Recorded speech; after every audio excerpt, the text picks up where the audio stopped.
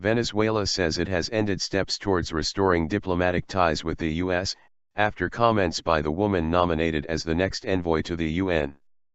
Samantha Power said this week she would seek to combat what she called the crackdown on civil society in countries including Venezuela.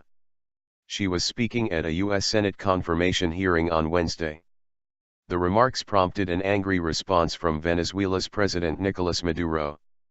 The Bolivarian Republic of Venezuela hereby ends the process of finally normalizing our diplomatic relations, said Venezuela's foreign ministry in a statement.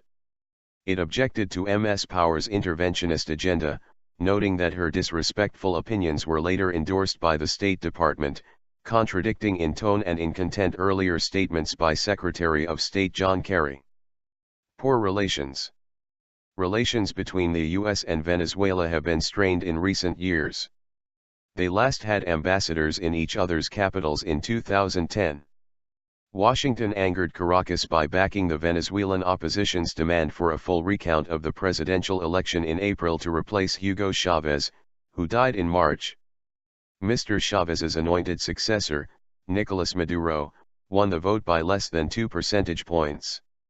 In June, the two countries had tentatively agreed to work towards improving their strained relations, after Venezuela freed and deported a U.S. filmmaker who had been held on conspiracy charges.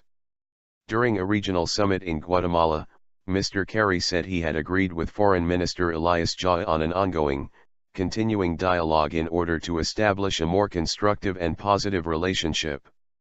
He said the U.S. wanted to begin to change the dialogue between our countries and hopefully quickly move the appointments of ambassadors between our nations.